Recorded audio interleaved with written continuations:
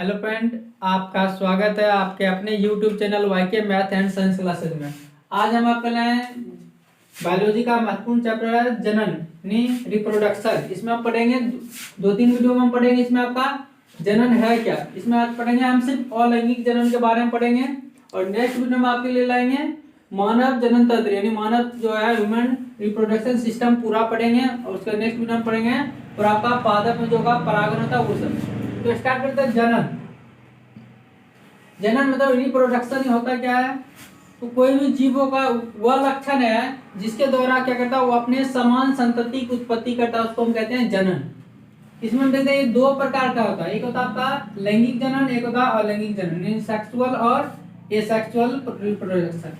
इसमें होता क्या लैंगिक जनन, इसमें दो विपरीत लिंग, इसमें लैंगिक जनन पढ़ेंगे दो विपरीत लिंग नर और मादा भाग लेते हैं, नर युग्मक और शुक्राणु युग्मक क्या होते हैं भाग लेते हैं, उसको हम कहते हैं लैंगिक जनन। इसमें देखेंगे तो आपका इसमें निषेचन या परागण होता है, निषेचन या परागण होता है। इसका हम पूरा वीडियो लाएंगे आपके अलग से निषेचन और परागण का। तो निषेचन या परागण होता है। निषेचन भी देखेंगे तो दो प्रकार का मुक्त होगा, आंतरिक निषेचन और बाह्य निषेचन। और परागण भी दो मुक्त होगा, स्वपरागण और परपरागण।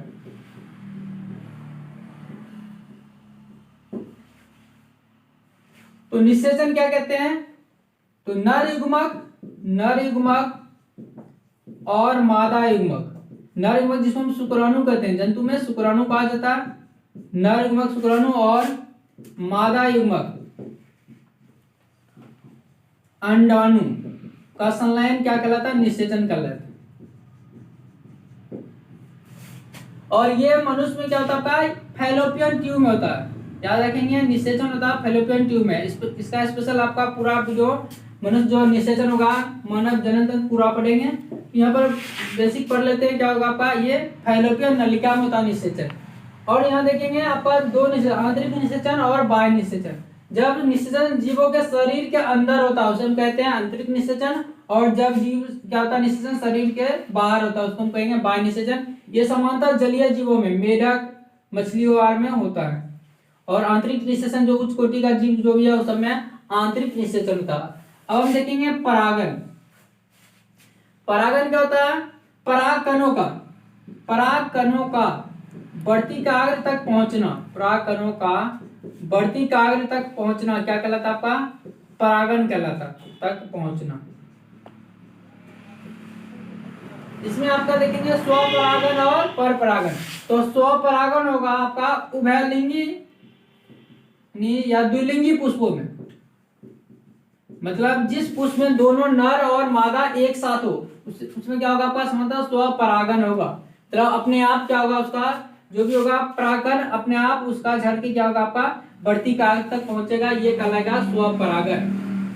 और परपरागण क्या होगा, इसके लिए बाहरी एजेंट की जरूरत पड़ता है। इस एजेंट के रूप में आपका वायु हो सकता है, हवा हो सकता है, कीट हो सकता है।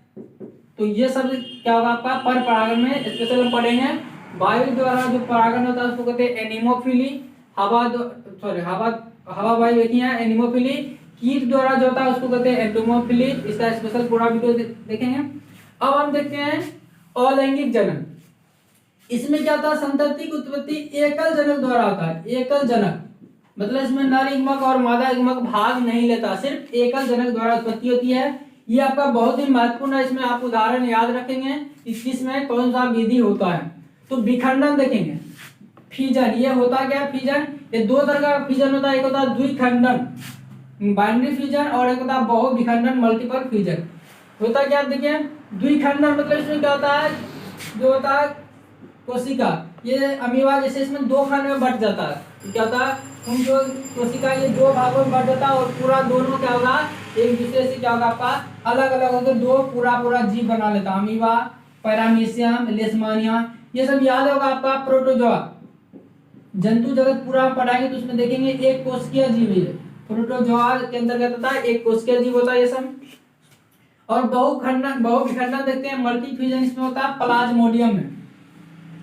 प्लाज्मोडियम को जानते हैं ये मलेरिया परजीवी है, मलेरिया रोग होता है इसी परजीवी के कारण प्लाज्मोडियम।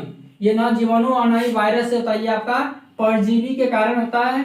परजीवी का स्पेशल आपका ट्रिक होता है क्या, पराया कंपर्स होते हैं, परजीवी से होने वाली बीमारियों का ट्रिक होता है वो।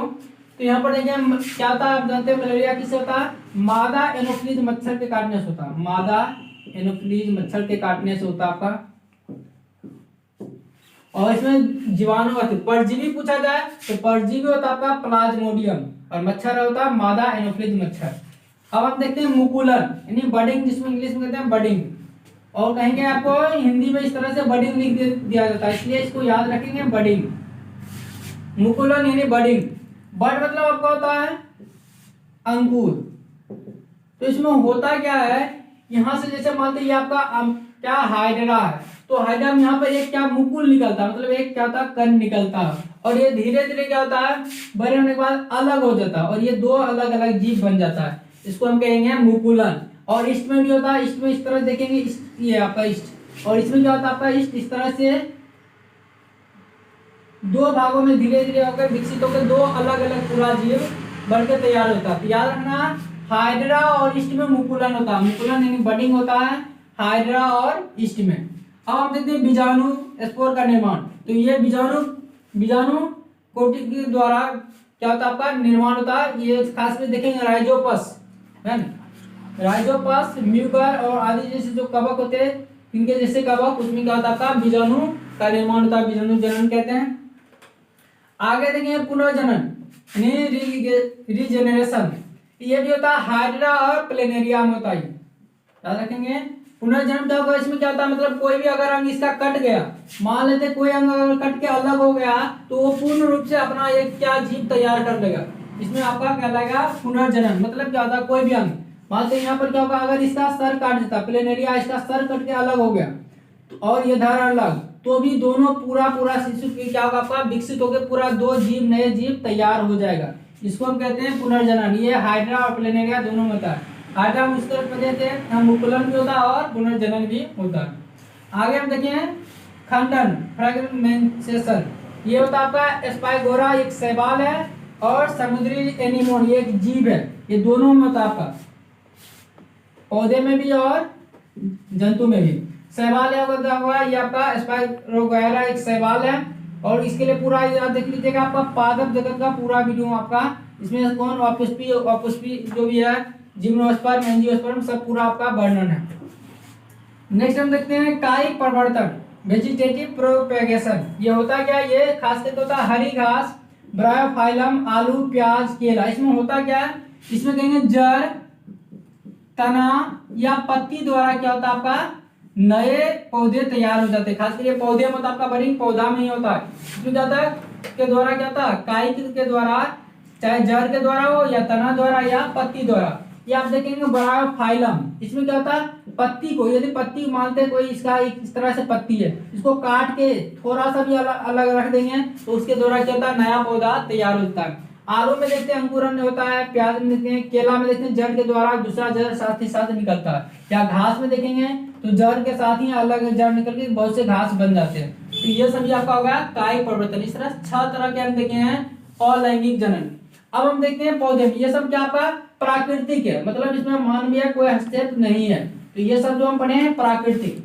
अब हम देखते हैं पौधों में कृत्रिम प्रवर्धन आर्टिफिशियल प्रोपगेशन क्या होता है। तो ये देखिए पहला होता है आपका कलम लगाना यानी कटिंग करना, तो ये उस पौधे में होते हैं जिसमें क्या होता है आपका जड़ अपने आप जड़ निकल जाता है कहीं भी, तो वो आपका क्या लगता है, जैसे देखिएगा पूरा तना में जैसे लत्ती है उसमें जड़ नहीं निकल आ रहा था, हम क्या करते हैं उसको निकाल के मतलब काट लेते हैं कहीं भी लगा देते हैं, ये हमारा हो गया कलम लगाना यानी कटिंग। ये देखेंगे बोगनविलिया, गुलदाउदी, अंगूर में होता क्या अंगूर के पूरे जो होते तना सब जगह देखेंगे तो जड़ लगभग निकल जाता है।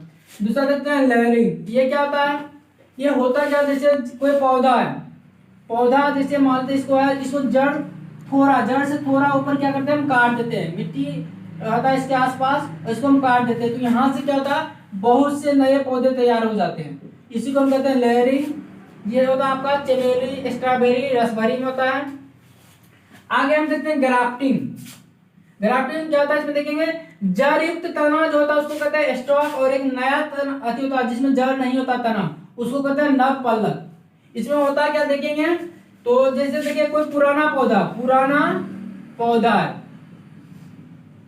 मान लेते ये आपका पुराना पौधा, इसका एक तरह से ये तना ले लिए, इस तना को हम क्या करें, त्रिकोण काट लेते हैं, त्रिकोण काट लिए इस तना को। और दूसरा कोई नया पौधा मान लेते हैं, कोई नया पौधा उसका हम क्या किए, जड़ को हटा दिए और ये तना सिर्फ हम ले लिए, उस तना को यहाँ पर हम जोड़ के क्या करते हैं, कपड़ा बांध देते हैं, ऊपर से क्या करते हैं, प्लास्टिक लगा देते हैं, तो पुनः क्या होगा, ये आपका नया पौधा ये तैयार हो जाएगा, यहाँ जड़ आ जाएगा और पुनः यहाँ आप नया पौधा तैयार कर सकते हैं।